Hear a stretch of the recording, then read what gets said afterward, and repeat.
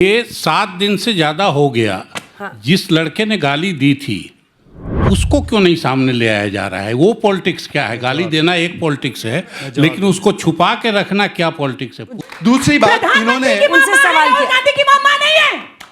लेकिन माँ के नाम पे राजनीति करना, राहुल गांधी बार बार वोट चोरी का आरोप लगा रहे हैं, तो गाली देना लोकतंत्र पे खतरा या वोट चोरी का अगर वो आरोप ही लगा रहे हैं तो ये लोकतंत्र पे खतरा। आप ये और जहां जहां देखो वहीं बीजेपी में दाग है। क्या बिहार की राजनीति सिर्फ इन दोनों मुद्दों पे ही टिकी हुई है, वोट चोरी या बहुत गाली? बहुत बढ़िया बहुत कहाँ है जमीनी मुद्दे? प्रधानमंत्री की मां की गाली वाले मुद्दे पर सजाद पूनावाला को वहाँ बैठे जज और जनता ने अच्छे से घेरा, क्योंकि गाली वाले मुद्दों को उन्होंने इतना बड़ा बना दिया। गाली वाले मुद्दे जिसने गाली दी उसको सजा दे तो बात खत्म, लेकिन उस मुद्दों को इतना बड़ा बना रहा।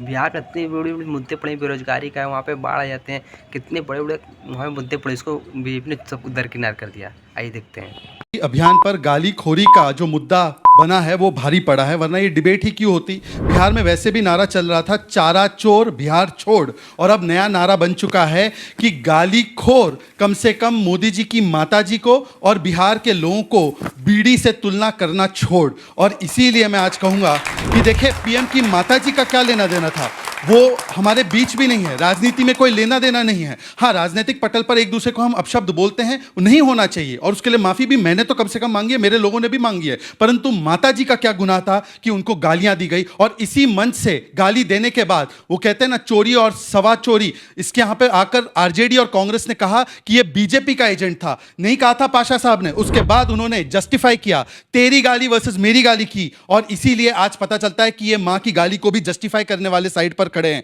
और इसीलिए 150 से अधिक गालियां मोदी जी को दी है इन्होंने। भस्मसूर, नीच, गंगू तेली, कुत्ते की मौत मरेगा, कब्र खुदेगी, हिटलर की मौत मरेगा, इस प्रकार की कांग्रेस पार्टी गांधीवादी नहीं, आज गालीवादी कांग्रेस, और गली गली कांग्रेस नहीं, गाली गाली में कांग्रेस आ चुकी है। यह बन चुका है। स्वयं राहुल गांधी बोलते हैं कि लाठी डंडों से मारेंगे, पर आज तो हद कर दी। आज तो मोदी जी की माता जी के बाद बिहार के लोगों को भी गाली दी है। मतलब मातृशक्ति का भी अपमान, नारी शक्ति का भी अपमान, हमारी छठी मैया और जो हमारे नवरात्र की दुर्गा मां है उनका तो अपमान किया, भारत माता का अपमान, सीता मैया का भी अपमान किया, परंतु बिहार के लोगों की तुलना आज केरला कांग्रेस ने की है बीड़ी से। बोलते हैं बी से बिहार और बी से बीड़ी है। मैं पूछना चाहता हूं कि यह मानसिकता कैसे डिलीट होगी? ट्वीट तो डिलीट कर दिया इन्होंने, और तेजस्वी यादव जी पल्ला झाड़ते हैं, पर क्या डीएमके के उन नेताओं से पल्ला झाड़ेंगे जो बिहारियों को टॉयलेट क्लीनर कहते हैं? क्या उन लोगों से आप पल्ला झाड़ेंगे जो रेवंत रेड्डी कहते हैं कि बिहार का डीएनए जो होता है वो कमतर होता है और तेलंगाना का डीएनए होता है? अच्छा, बिहार बीड़ी की नहीं, बिहार बुद्ध की भूमि है, यह सत्याग्रह की भूमि है, जेपी के क्रांतिकारी आंदोलन से झूमी है, यह बिहार बुद्ध की भूमि। चलिए, समय समाप्त हुआ भाई। ओपनिंग बल्लेबाज ने इधर से धुआंधार पारी खेली है, और वैसे ही धुआंधार पारी अब खेलेंगी 2 मिनट का आपका समय। डॉली शर्मा जी, शुरू होता है अब। ये सुनिए जरा आप।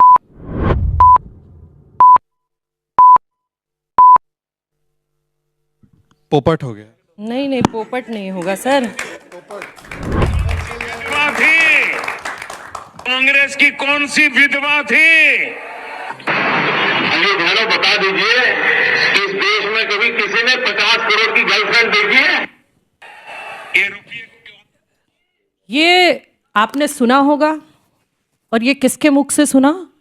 ये देश की सबसे ऊंची गद्दी पर बैठे व्यक्ति के मुख से सुना आपने, जो इस देश के प्रधानमंत्री हैं आज, जिन्हें स्थापित कर देना चाहिए एक उदाहरण पूरे देश में कि किसी भी महिला को, चाहे वो प्रधानमंत्री की मां हो, चाहे गरीब मजदूर की मां हो, सबकी इज्जत एक समान है। प्रधानमंत्री की मां है इसलिए इज्जत बहुत बड़ी है, या मजदूर की मां है इसलिए इज्जत नहीं है, ये इस देश में नहीं चलना चाहिए। सबकी इज्जत बराबर है। मेरी मां की, आपकी मां की, पूरे देश में हर किसी की मां की इज्जत बराबर है। बराबर तो उस मां की इज्जत भी है जिसने 8 साल ये जीएसटी झेली, जो भारतीय जनता पार्टी ने लूट की, गब्बर सिंह टैक्स के नाम पे बनाई थी।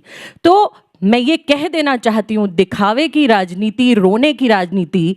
बच्चों, मुझे बताओ, अगर देश की सबसे ऊंची गद्दी पर बैठा व्यक्ति रोएगा तो आम आदमी क्या करेगा? जिन बच्चियों के साथ बलात्कार हो रहे हैं, जिनकी बेटियां जलाई जा रही हैं, उन परिवारों का क्या होगा? आपके पास 56 इंच का सीना है, बीएमडब्ल्यू कार है, इतनी बड़ी बड़ी आपके पास सारी प्रोटोकॉल्स हैं, जेलों में डालो।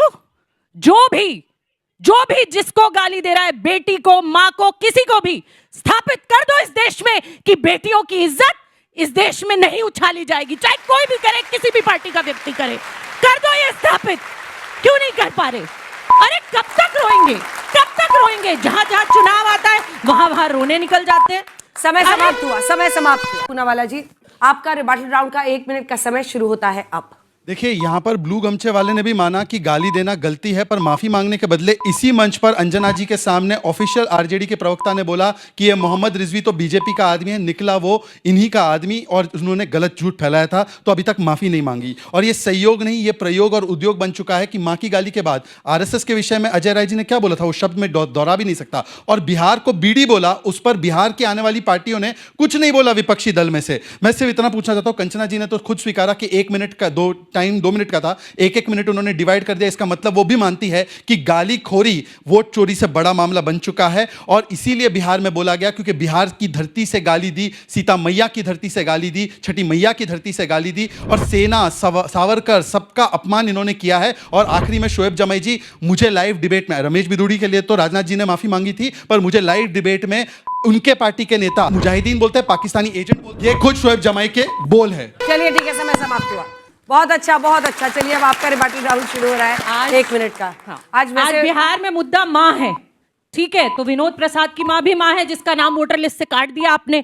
उसके बाद बेगूसराय की 84 साल की उर्मिला के बच्चे और पति हर जगह आवेदन कर रहे हैं कि मैं जिंदा हूं, लेकिन मेरा नाम काट दिया। उर्मिला के बेटे विनोद प्रसाद सिंह ने बताया हमारी माँ को वोटर लिस्ट से मृत घोषित कर दिया।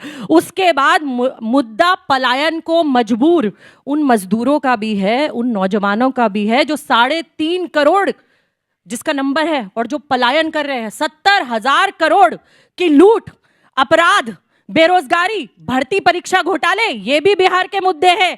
कैग की रिपोर्ट ने कहा कि बिहार में बीजेपी और एनडीए की सरकार 70,000 करोड़ की लूट, कोई सुनवाई नहीं है, कोई बात नहीं है। वो कहां कहां जा रहा है 70,000 करोड़ रुपया, किसके पास गया, किसके घर पहुंचा, यह भी मुद्दा है। वोट चोरी तो सबसे बड़ा मुद्दा है ही, जो जिंदा है उसको वोट का हक मिलना चाहिए। यह लड़ाई है राहुल गांधी की इस देश में। जो जिंदा है उसको आप मृत घोषित नहीं कर सकते। और हाँ, बात तो सही है, समय समाप्त हो गया। नहीं, एक लाइन बोल लीजिए, क्योंकि इन्होंने भी उसके बाद सुनाया था। एक लाइन बोली। बिहार के खजाने पे वोट और चोरी की सरकार ये चल रही है लगातार। गरीबी दी क्रूर, बस किया पलायन को मजबूर। चल डिबेट को पूरा देखकर जाइए। आप जजों के सवाल और जनता के सवाल से बीजेपी प्रवक्ता की हवा निकल जाएगी, ऐसे घबरा जाएंगे जैसे पता नहीं क्या हो गया, और जवाब देने से बचेंगे। डिबेट पूरी देखिए। चलिए, बहुत अच्छा दोनों ने कर लिया है। कोई सवाल जो इनसे काउंटर है? सवाल मेरा है एनडीए के लोगों से, जो कोई जवाब दे दे कि 7 दिन से ज्यादा हो गया, जिस लड़के ने गाली दी थी उसको क्यों नहीं सामने ले आया जा रहा है? वो पॉलिटिक्स क्या है? गाली देना एक पॉलिटिक्स है, लेकिन उसको छुपा के रखना क्या पॉलिटिक्स है? जेल में पुलिस, सिपाही, अभी जेल में। आदरणीय अरविंद जी, उसको सामने तो आना चाहिए। आदरणीय क्या कहा है? आदरणीय अरविंद जी, आपके सामने नतमस्तक होते हुए कहना चाहता हूँ, वो जेल में है, और जब उसके शिनाख्त को छिपाते हुए आरजेडी के ऑफिशियल प्रवक्ता ने बोला मैं पॉलिटिक्स छोड़ दूंगा, और एक दूसरे नेक मोहम्मद मध्य प्रदेश से उसकी तस्वीर दिखाई जो व्यक्ति था ही नहीं। दूसरी बात मैं पूछना चाहता हूँ, इन्होंने कहा कि मृत लोगों के बारे में, अरे जो जेल में है तो रोना क्यों? जेल में है तो रोना आपकी माँ को गाली दूंगा तो आप क्या करेंगी? आपकी माँ को गाली दूंगा तो आप क्या करेंगी? आप बात भी नहीं करेंगी इसके बारे में। ये कैसी बेटी है भाई, ये कैसी बेटी है? देखिए, ऐसा वाला फॉर्मेट तो है नहीं।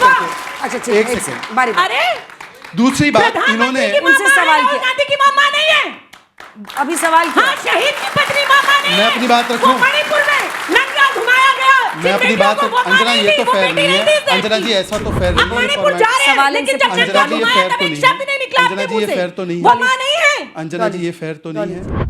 अंजना जी, फेयर की बात करते हैं। डॉली जी, सोनिया जी के विषय में मैं आपको बताना चाहता हूँ, मैं कांग्रेस में था उस समय। उनके बारे में एक बार एक मैगजीन ने कहा था, उनके बारे में, उनके सो कॉल्ड, वो बहुत ही गंदी चीज़ बोली थी कि she is a bar dancer, जिससे मैं कभी अग्री नहीं करता। पता है वो मैगजीन किसकी थी? उद्धव सेना की, जिसके साथ इनका गठबंधन है। बताइए, माँ का सम्मान है तो तोड़िए उद्धव सेना से रिश्ता।